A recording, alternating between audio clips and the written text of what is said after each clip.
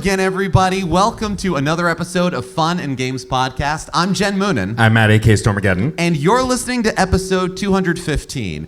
And this episode is, I think, the first in maybe like 200 or so that Matt and I are actually sitting next to each other while we record. It's true. We have left our homes and we have come to probably my favorite arcade bar in New York City. We are in Wonderville in Brooklyn.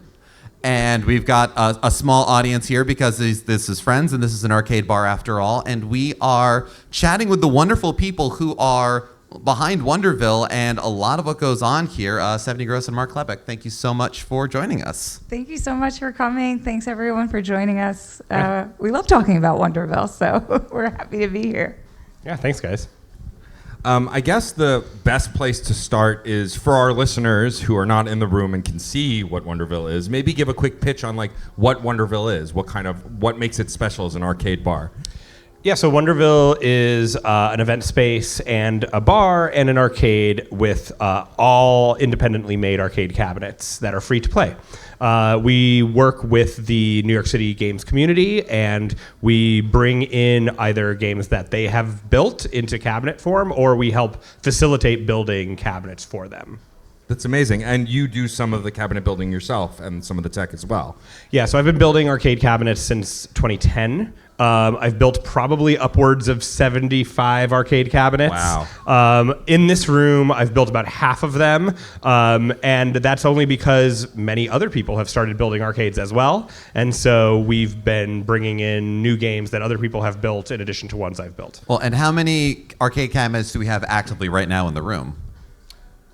Right now, there's probably 30 at Wonderville. Not in this room, but in the bar as well. That's true. No, they are kind of scattered out around the place. When you said half, I just wanted to give an idea of scope here. And yeah, so Wonderville, as of last week, celebrated its 7th anniversary, its 7th birthday. Very exciting. And so, but you said you've been building for far longer than that. Now, was that independently, or was that part of a collective or a group that then led to Wonderville? Is there kind of a through line there? Yeah, so I guess the history is I lived in a venue called Death by Audio. That's where Stephanie and I met. And Death by Audio was kind of an underground music venue in Brooklyn, also in Williamsburg, Brooklyn. And there were 13 people who lived there. Mm-hmm. And there was a venue and there was a workshop, and they built guitar pedals. Actually, Death by Audio guitar pedals are still doing very well. Yes, they are. So around maybe 2 years into my tenure there, I researched MAME cabinets, multi-arcade machine emulators, and we had some wood lying around and an old computer, and I talked to Eden, who ran the venue, and I was like, if I build an arcade, can we put it in the venue? Mm-hmm. And so built an arcade that had like, Altered Beast and like Teenage Mutant Ninja Turtles, had a coin slot on it, and put it in the music venue. We made $60 that first month. It was awesome. In quarters. $60 in quarters. It's fantastic. Passive income. Who needs crypto? We've got arcades. So it was in there for a couple months, and Eden said to me, like, do you know about Baby Castles? They're this arts organization doing a lot with games. So we went to their Times Square exhibition about economic games. And I remember there was like SimCity 2000 that had been running for like 10 years. Yeah. But it was like, it was really odd, and I loved like kind of the games they were featuring. So we collaborated on a gallery show in 2011. They repurposed my arcade cabinet and they put Pole Riders by Bennett Foddy in there. Yes. And the whole gallery ended up being games that were eventually in the Sports Friends package. So Hokra by Ramiro Corbetta, Circadia was there. There's a couple others, but that was the first, I guess, showcase of independent games that I had worked on. And from there, it sort of opened my eyes into people that were making games in the community, and which led to me wanting to build more arcade cabinets. And so I wonder with Wonderville, because obviously the barcade scene has been around, I'd say generally for the last decade or so. Started like right before the pandemic, tons of barcades in cities around the world, but they tend to feature like mainstream arcade games, well-known older games or new ones. This obviously features games that you mostly can't play anywhere else except for a few exceptions. What led to the decision of let's lean into indie arcade machines, especially and not have any like AAA or popular games that are more well known or universally known? Yeah, so I guess by 2019, we had a collection of maybe 15 cabinets. And we had been using like U-Hauls to bring them around the city to different locations. And we were doing pop-up parties at like Elsewhere and Super Chief Gallery. And our friends had owned this bar. It was called Secret Project Robot. And we did a gallery show with them at another location, Flowers for All Occasions. And there were 8 games there. And they were like, if you owned a bar, you wouldn't have to keep moving these around. I tell this story a lot because I still remember it like to a T that I was running late and I got there and there's Eric, and Eric is one of the co-owners of Secret Project Robot, and they're both like, their eyes are huge and lit up and I'm like, what is happening? And Mark's like, Eric says we need to open a bar with the games. And it's like, okay. But they knew that we were looking on and off at different properties that were like hundreds of thousands in renovation. So when they were finally ready to give up the lease here, they reached out, and it felt like a no-brainer because they were friends and knew that we could like collaborate and make it work. So we were like forever grateful that they knew that we were looking and the space was big enough to house enough games. So that was like the initial how it happened. Well, and if he's going to put the idea in your head about it, the least he could do is offer the space. Yeah. And we had not planned to do an event space really, but because this space already had a stage and a sound system, that we were like, okay, so we're going to do the arcade, but it's also going to be a venue, and we'll book bands and DJs and things on the stage. And so one of the first struggles we had to deal with was, having a performance on the stage when people's attention is divided between the games and the performance, and how do you mitigate that? Any band I've been in, if I have more than 3 people looking at us while we play, I call that a win. So honestly, this is just kind of you can tell yourself, no, they're just playing, armed and gelatinous an awful lot. That's okay. But that's where you did a great job. Like right now, all the games are on smart outlets, and so they're on an app. So it's like, that's why you don't hear them. You could still play them all. So the attract mode is on every single machine right now as we record this. So the beautiful. ethos of the games are always on to play, but we can turn the sound off at least. Yeah, that was a huge thing. And, when we first opened, we did not have this many games, right? There's like an island of games in the middle that didn't exist. But over the years, I kept building games and other people kept building games. So I don't know if there's a single game in here, maybe Particle Mason, Black Emperor, and Killer Queen, that were here when we opened. Yeah. But those sound like the 3 that you would keep no matter what. Yeah, they're very popular. Yeah, I mean, I remember coming here. It was for a podcast launch. It was for Fun City, which Mike Regnetto runs, who's an old friend of mine. And I remember coming here. I had no idea this space existed. Walking, and I grew up going to the Jersey Shore, going to the mall, and playing the arcades there. And what I love about walking into this space is immediately has the vibe of like those old school arcades, like from when you're a kid. When I was a kid, some of you are too young to remember that, but we won't get into that. And like, it immediately gave me that nostalgia hit of like, I don't know any of these games, I need to play all of them. And I think the fun thing about them constantly alternating and like shifting too is like I think way back when you guys had a typing game where it had a keyboard, and like I'd never seen that anywhere. Icarus Proud Bottoms typing party, Yes. So that's actually at the MoMI right now. We 2 years ago started a residency with them. So they are selective. They do have a really good time like looking at our games and picking one that they think would be good in their lobby.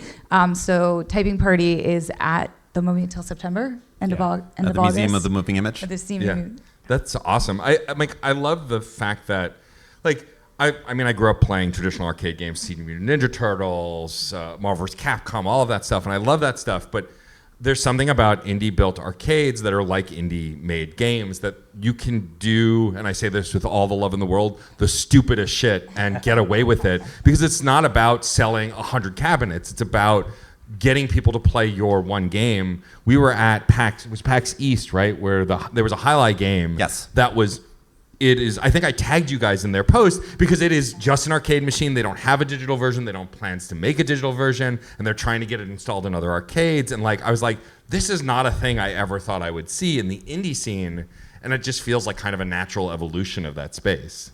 Yeah, and Highlight Heroes is the developers are in Florida. Yeah. And we know them, and we're seeing more people like this bring their game to the arcade directly. Yeah. Because arcade games don't necessarily sell on Steam. Yeah. They're Right. not like great one-player sit-at-home games. And so you have a different market. You have a different kind of like motivation for what you're doing with these games. Yeah, we were actually the episode before this one that we released was a discussion about roguelikes, and very much about the fact that the arcade loop has evolved in home gaming into something where you need a roguelike, you need a progression system. It's not the same thing of you fired up Turtles 2 for the NES and you only have 3 lives because arcades, screw you, kid, kind of thing. And so there is that divide that happens. And I would imagine they come to the arcades directly because in this day and age, nobody really runs an arcade by accident. So, I mean, kind of doing the math here, if it's 2026 and this was the 7th birthday for Wonderville, you spent a lot of time working your way through lockdown that happened in early 2020s, and yet we're still championing a live space, an event space, and arcade as well. And clearly, that is something that resonates and matters to the both of you.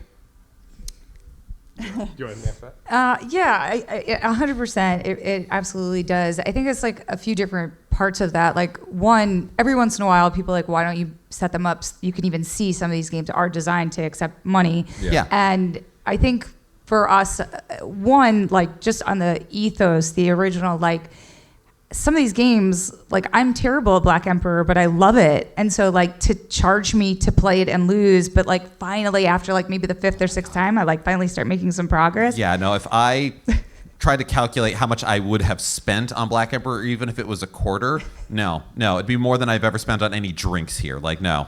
So that's exactly. So that's where it's like we have the drinks, we have amazing hot dogs. Shout out Ranriches, Jen De La Yes, Vega, yes, we love who Jen does. De La Vega. She's fantastic, She's the best. and so she does our hot dog toppings, and we have so much fun working with her on creating a new topping about once a month. But so like.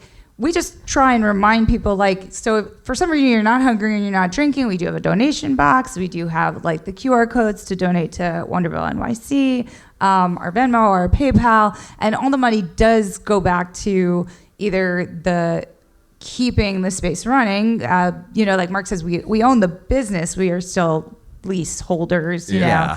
And Con Ed, as you can imagine, loves us. And working Smart on outlets ways, and everything. Oh God, I work, working on ways to save money on Con Ed too, constantly. But yeah, it makes us so proud to be a part of this community. And also, so I took a larger role for events than I originally was planning to. Yeah. And part of it really was just that I started to enjoy it, like seeing how we can have different communities. So June 27th is our hip hop show, Donut Lounge. They're fantastic. I love working with them. I love having their something about like when you talked about the atmosphere, something about a Donut Lounge show that is just so welcoming and is just like all this just positive vibes. And it's like the Knicks aren't even playing then. It's just like that kind of energy, like positive vibes. It's so wonderful. But yeah, like I could like rattle off tons of events that we do with the communities that I love. Like last night was Smash Bash. So much fun.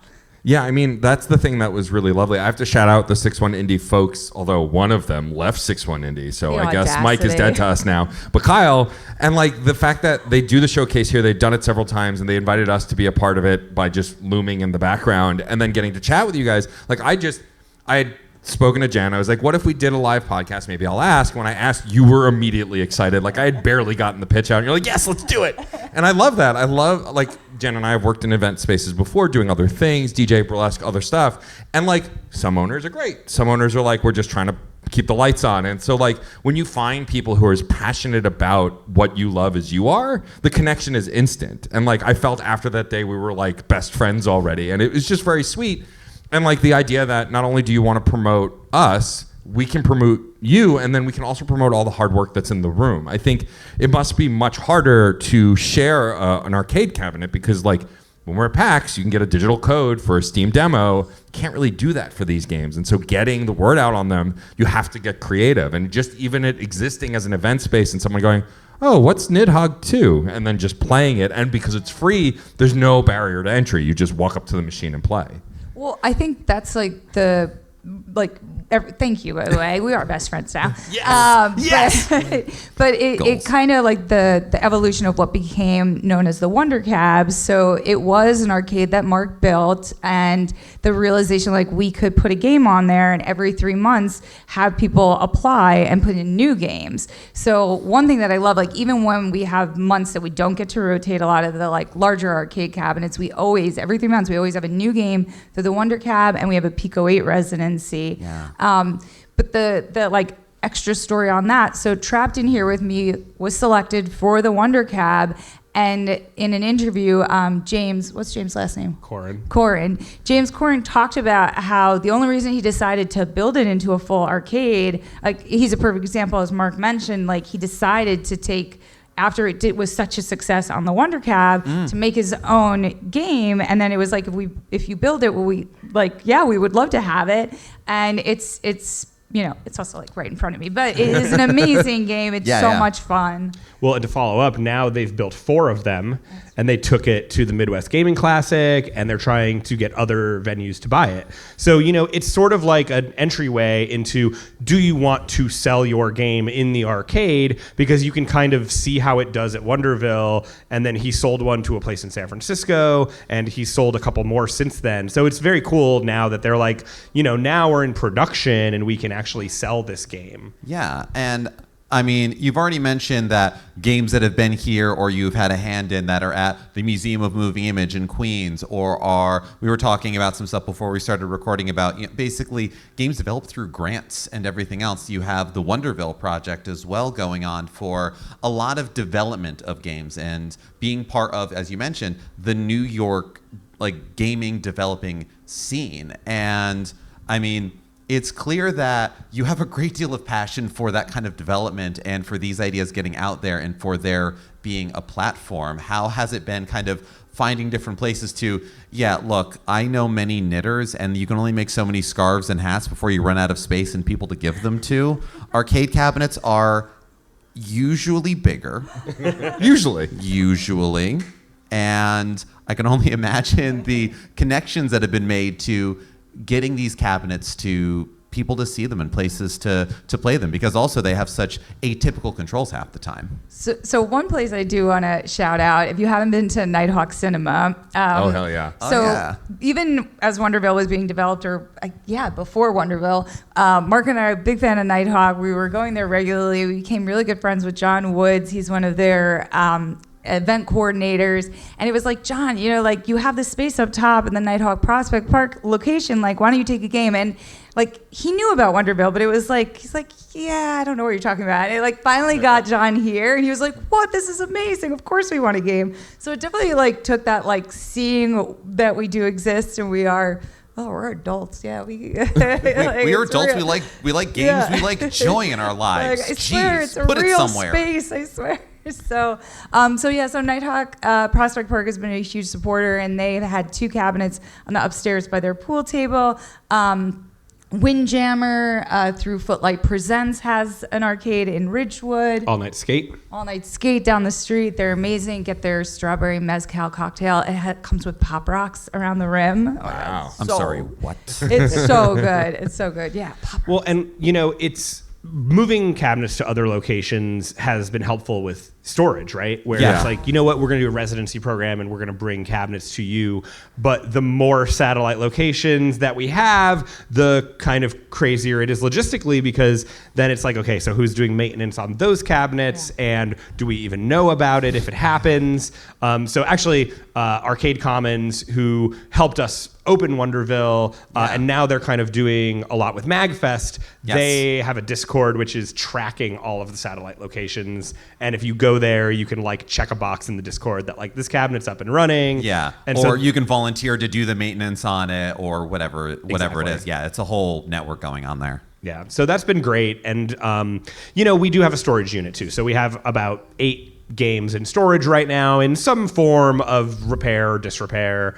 And so, we want to make sure this room is rotating and there's fresh games. And, talking from a curatorial standpoint, where I think I've talked with other arcade operators who they worry a lot about how much a game makes on the floor. Right. And that determines whether it stays. And I think the all roads lead to claw machines if you have that mindset, Yes. right? Gashapon, claw machines, yes. So the nice thing about our curation is we try to have a mix of more gamey games and more art games and try to like mix that up because this space functions more like an art gallery than it does an arcade. Well, then it's like 4-player, 2-player, how many 1-player, because it is about like bringing people together. So we don't want too many 1-player, but there had just been some amazing 1-players. So it's like undeniable. But you actually like were talking about the history, and I think that's where we left off. Where through Death by Audio, Mark created Death by Audio Arcades, and that's where I got involved a little bit, helping file the nonprofit. But then slowly with the creation of Wonderville, and just like you're still involved in MagFest, but like in a step away, and so Death by Audio Arcades became Arcade Commons, so that's why we share that beautiful history with them, and like shout out Arcade Commons because so many of them were super involved in our Kickstarter, which made Wonderville possible. So yeah, and they do a lot of transport as well to some of the places. I remember seeing a lot of them at MagFest this year.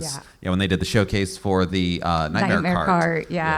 And what a beautiful cabinet. I mean, it's incredible. Gorgeous. That's the thing I wanted to ask. Like, some of the arcades in the room have a very standard arcade design. If you've played an arcade game, you can imagine what they look like. There's a stick and some buttons. And then there's one with candle guns. And so, like, is the part of the creation process, and speak to what you can, and then maybe what you've talked to with the developers, is like the cabinet look as relevant as the game design as it's made, or does one come after the other? Does it depend on the game? So I think at this point, for me, if I'm going to build an arcade, there are two different paths. The one is a game is on the Wonder Cab, and the Wonder Cab has joysticks and buttons, and we really like it, so we're going to build a dedicated machine. So Tough Love Arena came from the Wonder Cab, Speglar, which is in the bar, Bumpy Grumpy, Trapped in Here with Me, and all of these games existed before they were in the arcade. So when we build the arcade, we're, the shape of the cabinet is sort of my art form, where I'm like, how can we make this cool and different? Like side art, buttons, all that kind of stuff. But they end up being more traditional because the games were already developed. Right. The other road is going through the Brooklyn Arts Council grant, where we can propose a crazy idea and build a crazy cabinet.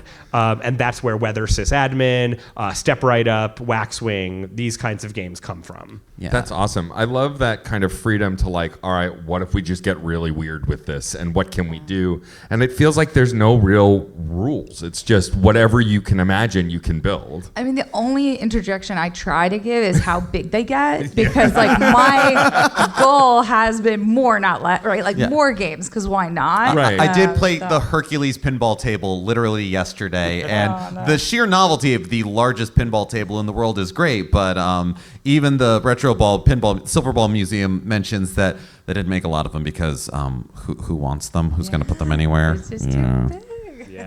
And like for me, my main role at Wonderville right now is like, I am the janitor. I fix everything. Head janitor. Janitor. The custodian, the porter, you maintain, the warden of it all. Here's the thing. Running a bar, there's a lot of maintenance. There's like refrigerators and stuff. And then running an event space, you have amplifiers, you have microphones, you have sound. Now we filled it with 30 custom arcade cabinets, each with their own weird tech. And now you have a broken thing every day. Everything has wires Not and every buttons day. and dials. Every other day. The best thing we did, we can believe, I think, is we put a dry erase board on the wall, So and it's smart. like, what's broken? Because I am not going to play 30 arcade games every day and figure it out. And so it's nice for the people playing to be like, this button's sticky. but that's community as well. And I would imagine that most folks who are here to play these games, understand that these are one-of-a-kind pieces, that this is closer to a gallery than a barcade. And so if something isn't quite working, it's not like oh, come on, just get another one, just get another Doom drop, come on. Well, and that's the other nice thing about everything being free, is like if something's broken, it's like, sorry, we'll fix it, but you didn't pay any money for this. We'll get you that quarterback. Oh. But it is a huge thank you to the community that does write what's wrong on there, because it does make our lives so much easier versus like every once in a while you do discover an issue that you're like, oh, I had to see that the screen wasn't working. But we do also get some really fun messages, like what's broken, my heart, the government. I love that. All valid. Yeah, there was one the last time we were here as well. I wish I could remember what it was. But I mean, that also speaks to the community aspect that sounds like is what started all this in the first place. Getting experiences out to people and it being communication. We're very big on the idea that like games and art in general is communication between creator and user and enjoyer, and it's a back and forth situation. And especially things like arcade cabinets are active communication like that, because is something broken? Do we like something? Should it come off of the Wonder Cab and get its own cabinet? These are all pieces of that. And so there's something so interesting and lively in when you think about an arcade. I think the average person might think of the 70s and the 80s, and you think of its heyday, but the fact that it must by design be so lively into the moment is something so spectacular. Yeah, and I think we believe in like the concept of a third space, right? Yes. And a lot of people have said to us, like, Wonderville is my third space. And I think people are looking for us public space to meet people and socialize. And we had so hard to have that in New York because rent is so expensive and it's hard to build community. And so I think that's like the most important thing here is it's like, yes, the games are here and like we hope you like them and everything, but we also hope that you feel a sense of community and that you want to return here. Well, yeah, I mean, that's the thing that stood out. I mentioned the Fun City premiere because when I came here that night, like I had never been before. I knew Jen and Mike and a few others, but that was it. But I chatted with folks, played Killer Queen with folks. Like, it's good community building, and like to not lean into a stereotype, but when all the indoor kids need to go out, you need a place where you feel comfortable. It's actually why I was in the burlesque scene for as long as I was, because a lot of those folks, regardless of what the pitch of burlesque is, are the indoor kids who are nerdy and are nerdy about something so much they want to make a dance and take their clothes off to it, right? Like, I had a friend who did a strip tease as a character sheet from D&D. Like, that was the costume. So like that They should come and perform here. Yeah, I mean, obviously, yes. yeah. Well, I will bring Waluigi to this Yes, stage. that's true. We got to make that happen. But like, it's one of those things that you want to build a community where everyone feels comfortable, and it's hard, you know. And I hosted burlesque for many years as well, and you want to invite people in. And when you have a space that feels comfortable and is filled with nerdy things, it kind of is a step in that direction of folks going, oh, this is a place where people will understand me. Yeah, this was last winter. We always like to do new merch because, like, why not? It's just fun. And we had a Google review that was like a little bit of information, and then it was nerdy to an unpleasant degree. And we loved it so much, we actually put it on a hoodie. So I think we have like 5 or 6 of those hoodies left if you need a hoodie. But I mean, we like couldn't resist. It was like nerdy to an unpleasant degree. Like, I don't even know like exactly what that means, but I love it. But you know exactly what it means, but you don't know exactly what it means. Yeah. It's the perfect kind of like, who would put those words together? They're perfect. I wonder now that you've just celebrated your 7th anniversary, heading towards 8. I'm curious what the 8th theme will be, but we can get to that. But like, what does the future of Wonderville look like? Obviously, you're doing so much more now than you were when you first started it, and you have so many connections to different spaces and travel and loan out games. Like, do you have a trajectory of what you envision both for events and for arcades for the future? Yeah, we definitely have some things that we can share and some that are under NDA, Sure, which is exciting. of So course. yeah, but we are actually actively waiting to sign our new lease. I have no reason to think we won't. Our landlord's just being slow because it's not up until December. Gotcha. So one thing that Mark and I are planning, which I'm really excited about, is a new stage. So the one we're on right now, we want to make it ADA accessible, which really just like wheelchair accessible, Yeah, which of upsets course. me that we're not. And a few other design features that I think will make it easier for our sound engineers to just handle we have bands, then we have DJs, and so like how can we make it easier for their workload? Yeah, so from the game standpoint, right, we have been making a new cabinet every year, and I kind of want to get that schedule locked in where we're applying for the grant in the fall, and then we're selecting it, and then in the summer we build the cabinet so it launches in the summer. And so I think we're like almost on a good timeline. We just launched Step Right Up, but I think having the launch party on the birthday is maybe too crazy, and so maybe next year we don't do that. Yeah. We also are hosting our 2nd annual Alt Control Festival at the end of August. August 30th. I actually teach an NYU class called the New Arcade at ITP, and my students learn game design for half the semester, and then they get into groups and build cabinets in the second half. That's incredible. So there great. are all of these weird arcade cabinets that have come out of NYU that are floating around in the ether, and so we are working with NYU to kind of like showcase them more or be able to like make them into a little less of student projects and more like professional arcades. So August 30th, you might see some of them if they apply to the festival. And so, yeah, making that more of a thing, I think, as the years go on, would be fun.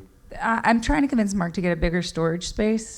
Like the one we have is like almost there. Yeah, there's still some like. You can just kind of stack them on top of each Yeah, other, right? there's That's some totally Tetris fine. thing. Tetris. Yeah, Tetris. Yeah, there's some That's- Tetris that we could do to make a little bit more room. We have Also. almost another Wonderville in the storage unit.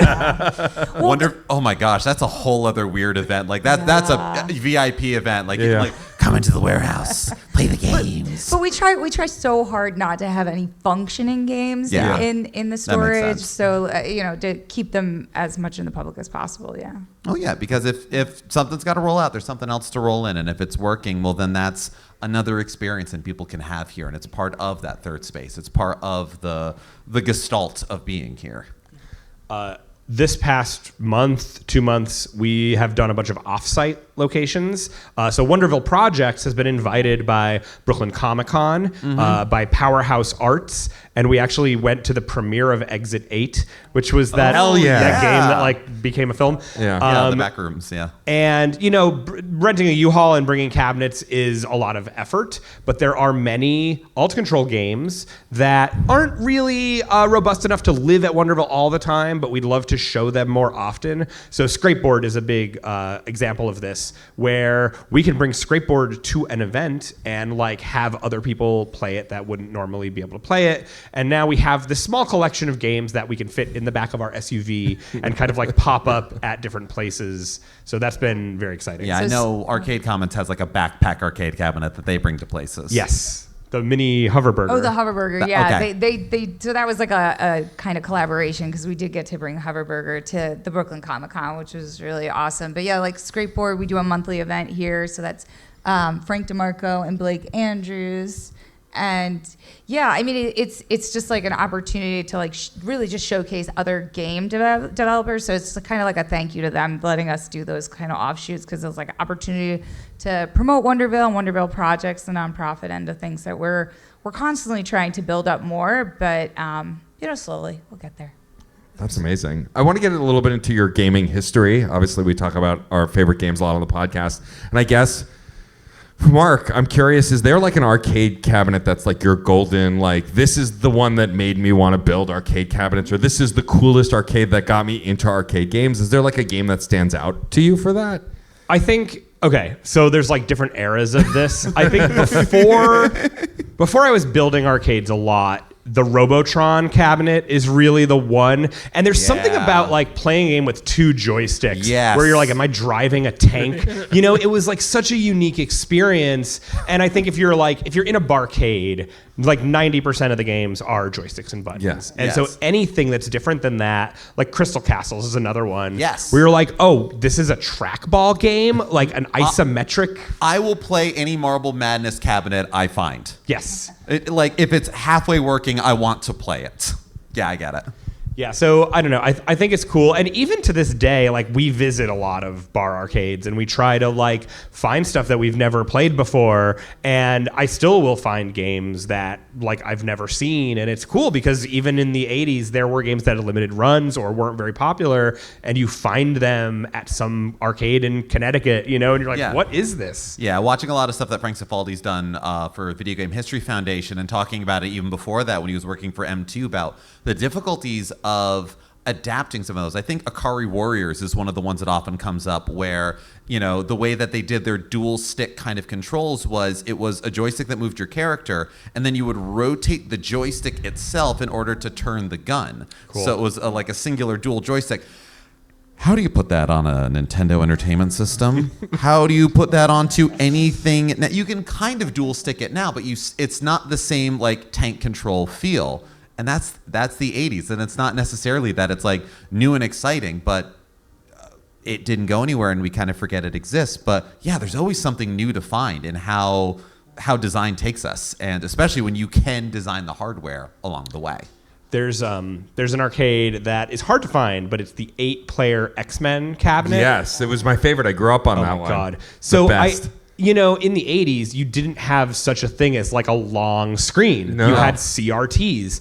And so I remember learning about how this worked, and it was like the most magical thing where you had one CRT facing you. It was like the cross. Yeah, the one facing up into a mirror. And they were positioned in such a way that it looked like a seamless screen. Yeah, you could kind of see it a little, but it was like, no, it was good. Yeah. You could always tell how aged those cabinets were if they were like one of the screen was a little faded. Yep. Yeah. I mean, Limited Run Games just put out a collection of like Marvel beat 'em ups, and that arcade is on it. And there's just something so nostalgic about it. I mean, I grew up playing the Simpsons arcade game, both Ninja Turtles arcade games. Mostly like beat 'em ups is my love language, and like arcades were full of them. Like I remember telling someone about the Spider-Man arcade game where you can play as Spider-Man, Black Cat, and Namor.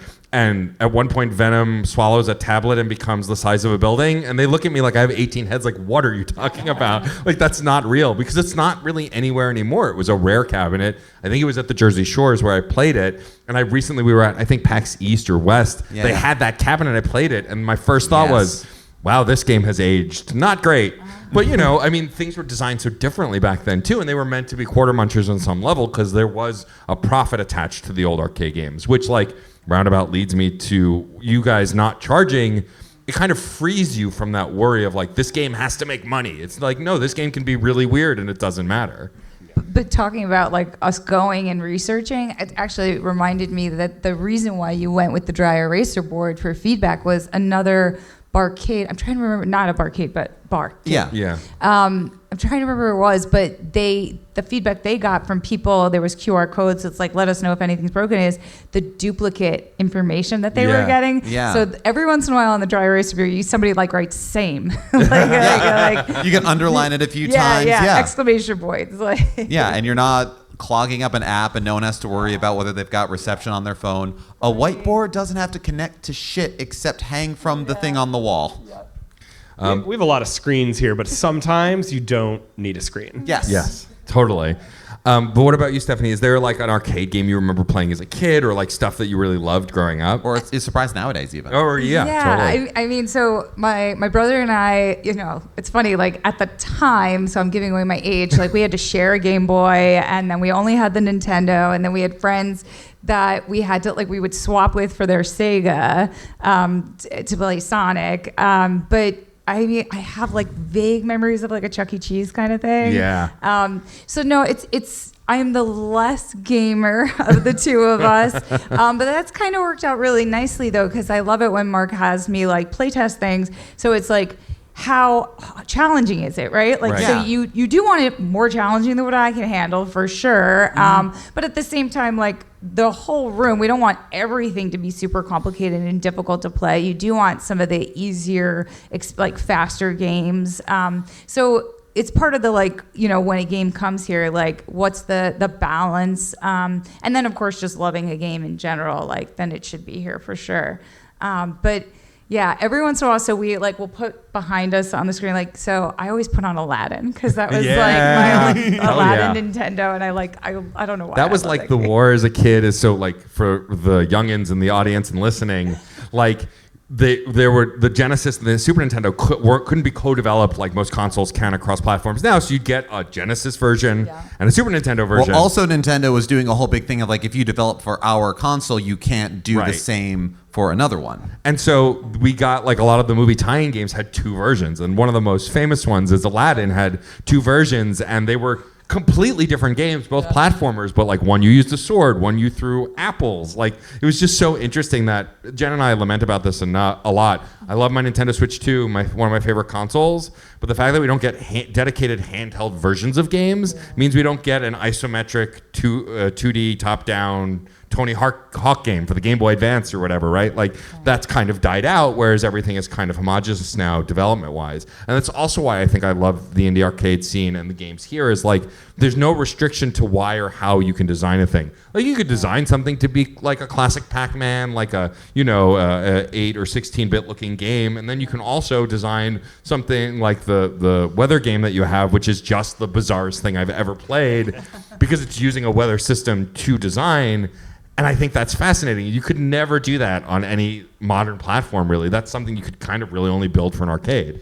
And some of the games that you can play on Steam, right? So Particle Mace is a good example. Yeah. This arcade version of Particle Mace is like mostly a 4-player kind of brawl game, but if you get it on Steam, there are single-player missions. There's like 150 levels. Yeah. And so like it's a different experience playing a game at home by yourself versus in the arcade. And I think a lot of games where they apply to be on the Wonder Cab, we sort of have to go through a month-long development process where we're like, okay, so like you want to get into this game as fast as you can, and you can't have a quit to desktop button, and like we need to kind of like streamline the experience a little more so you do end up with a unique build of the game in the arcade that you don't necessarily get on Steam or consoles. And it's very funny how the experience, even with a few small changes, feels so different. I remember at MagFest one year, I believe the game is Switch and Shoot, the space shooter game where all the button does is you have one button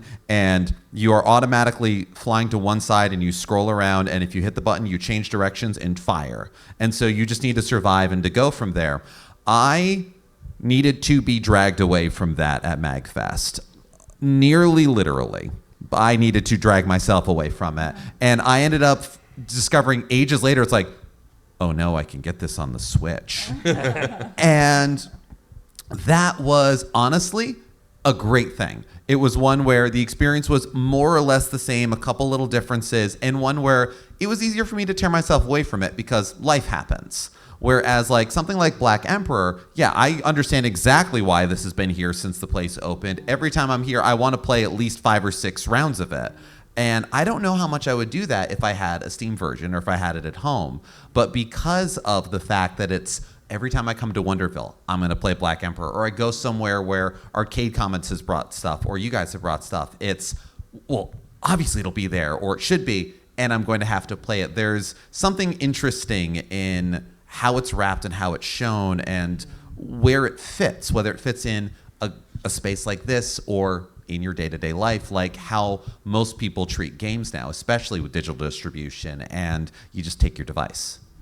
Yeah, and I want to shout out specifically Killer Queen, which we haven't really talked about. Yes. You know, a lot of these games are like 1, 2-player, 4-player max, and those you can play on a couch with some friends. Killer Queen is 10 players. Yep. Yeah. And that really can only be played in the arcade. And because it's 10 players and because it's teams, it's a 5 versus 5 game, you need to recruit 4 friends to play this game. Or you meet 4 people at the bar and you say, let's play Killer Queen. I love watching that. I've seen it a few times where people literally come up to strangers being like, would you be willing to play Killer Queen with us? It's like, and they usually say yes, which is great. There's enough of us here right now. We could play Killer Queen after. I mean, it's true. I mean, well, I'm just saying. What I love about Killer Queen specifically is like Killer Queen Black, which is on consoles and on PC, is not the same game. It's similar, but like they had to make changes. This version, like each character has a role. Like this is not a game where you could turn on both sides and then like play by yourself. It just doesn't work that way. It's designed for community, and I love games like that. It's also one of the largest arcade cabinets I think I've ever seen. And you have League play now, don't you? Yeah, every Wednesday night they come and they do a league night, and then the first Saturday of the month they usually do like a whole daytime tournament. But they're super welcoming, so you should definitely come. What do they say? BYOT, bring your own team. Bring your own team. You don't have to bring your own team though. But a shout out to Josh and Nick, the creators. They are just amazing to work with. They've been super supportive of us and all the things, and we love to have any opportunity to return the favor. They're great. That's awesome. I have a question from the mechanical side. Like we were talking about how like arcade cabinets and how they run and the internals. How close to modern internals are like they to a PC example? Whereas I know in the early days it's an arcade board, certain very proprietary stuff. It feels like it's a little more free form now when you're building the actual electronics for it. So if we're going to build a cabinet, I think my go-to is going to be a mini PC, That's what I similar to figured, like yeah. Intel NUC, Yeah. right?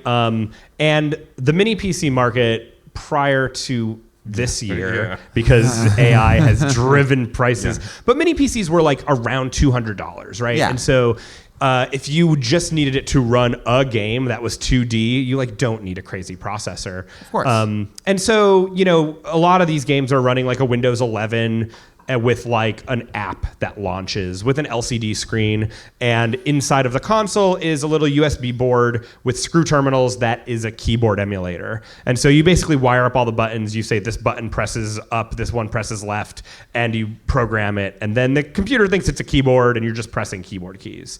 So that's a majority of them. Obviously, there are games like Nightmare Cart and Waxwing that have crazier controls and crazier software. But yeah, we're generally running a lot of Windows, except for games that are like in production. So Killer Queen, games that are sold nationally are a custom Linux build. And that's on the developers. Like if they want to do Linux, that's on them. Yeah. Thank you for doing so. Happy to help put it in there and troubleshoot.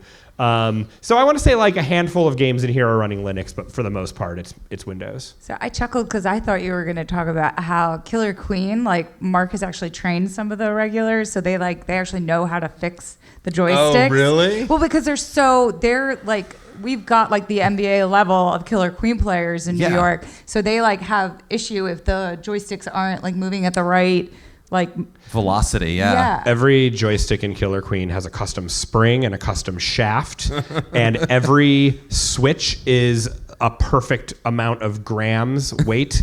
So in the back of Killer Queen is a toolbox with micro switches and springs and shafts. And now we have a system where they can replace their own buttons, but if they take a joystick out, they mark it with an X sticker, and then I will refurbish it and I will mark it with a check sticker and put it back, and then they can swap it in. But yeah, we've come up with a good maintenance system for Killer Queen. community. Think about that. If you ever visit Wonderville and you play the Killer Queen cabinet, do not put your drink on the cabinet. They have cup There are holders. There There's are a cup holders, please. And we even cut those cup holders bigger so they fit all of our cups. all sizes, yeah. Because they were Amazing. too small when we opened. Community, communication, hardware adoption. Amazing. I guess the last thing I'll ask before we start to wrap up, because I have no awareness of time. Actually, I can ask because we're in a live audience. Can someone give me a time check? 3:30. Okay, so we're about on target. Yeah, about on target, yeah. We talked a little bit about the future of Wonderville and of independent arcades, but I'm a little bit curious of like from the event space and the event planning. You've talked about some of the changes you want to make to the event space. Are there like dream collaborations you want to do, or ideas for events you would love to do? Stuff you know that's coming up in the late summer and fall that we can promote. Like I want folks to know what's going on here so they actually come and hang out and buy drinks. Oh yeah, thank you so much. Yeah, I mean, dream collaborations. We actually had Dochi play here Hell yeah! before she was Dochi. Yeah, so yeah. shout out Dochi if you want to come back and perform. Yeah, please do. Just let us know. That was like an anomaly. It was amazing. Amazing. No, we so half the month is reoccurring events, and we love our reoccurring events, and there's like so many different ones.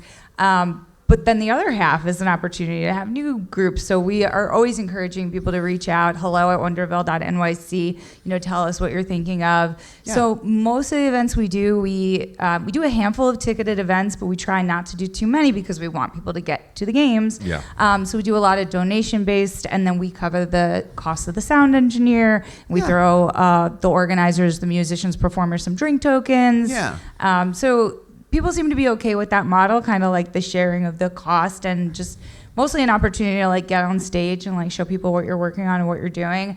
So as Mark mentioned, end of August, alt control. So if you know any alt control gamers, definitely have them submit. That application just went live. Yeah, so we're accepting games until July 1st. Okay. And this year we're doing gallery hours during the day and then performances at night. So if people have an alt control musical instrument, we are also accepting That's awesome. that. Ooh, very fun, very fun. So I know it's really soon, but this Tuesday, Rotetra launch party. So that's a Wonder Cab launch party. So that'll be a lot of fun if you're free on Tuesday. And then this coming Saturday, the 20th, is it's not fully chiptunes though, right? It's like. Yeah, so Justin's our chiptune organizer, and he with books. Patrick. What's Patrick's last name? Okay, we'll like start that somewhere. Yeah, It's fine. Yeah. And then I already mentioned Donut Lounge June 27th. So that's a monthly, so they'll be the last Saturday in July and August as well.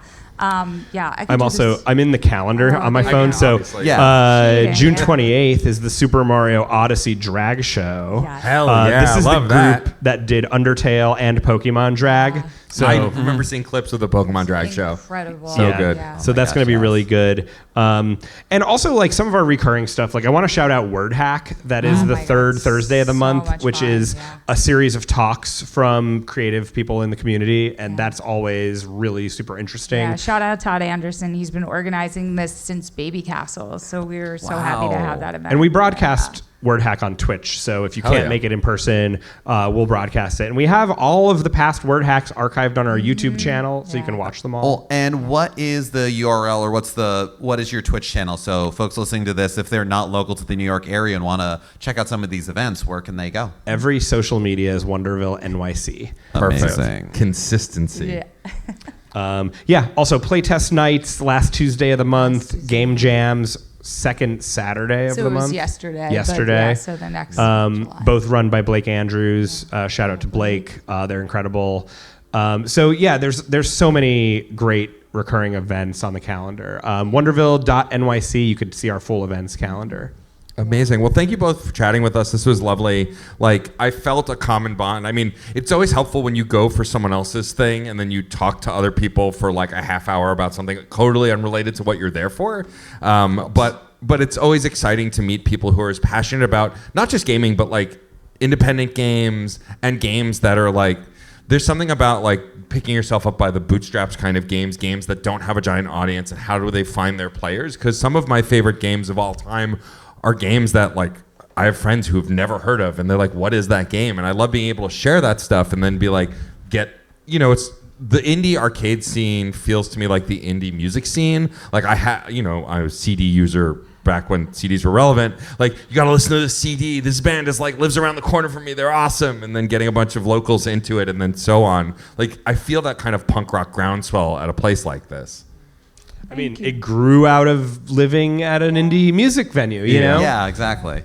Well, yeah, yet again, Stephanie, Mark, thank you so much for taking the time to, and also opening up your space for us to chat and for doing what you do. And anyone listening, anyone that's here, if you can't be here live in NYC to go to Wonderville, check out Wonderville NYC wherever you can and see what's going on here. If there are indie arcades like this in your area, please support them. If you love what's going on here at Wonderville, you can donate to its continued operation because these machines are absolutely wonderful. More of them are being made. We've all got wonderful, weird game ideas, and it's great to see them realized and supported. And support your local weird games, okay? And thanks to the internet, local is nebulous. But shall we take it home? Yes. So, of course, again, go to, like we said, Wonderville NYC to find everything.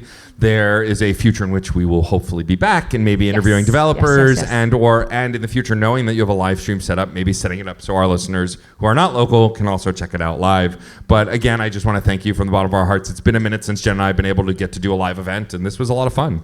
Awesome. Thank Thanks you for coming. so much. Yeah. And we'll do the outro here. And now, at this point, we put it to you, listener, and anyone who's here in the room.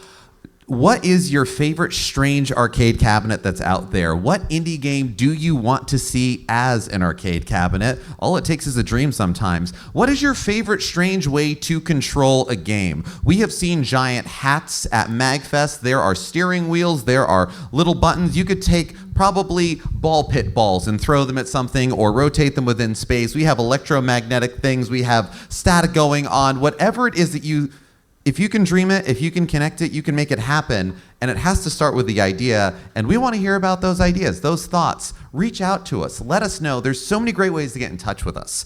We are Fun and Games Pod across all social media that we are currently active upon, which as of this episode is Instagram, Blue Sky, and Tumblr. You can email us at funandgamespod@gmail.com. Let us know what you thought of this episode, especially this live episode.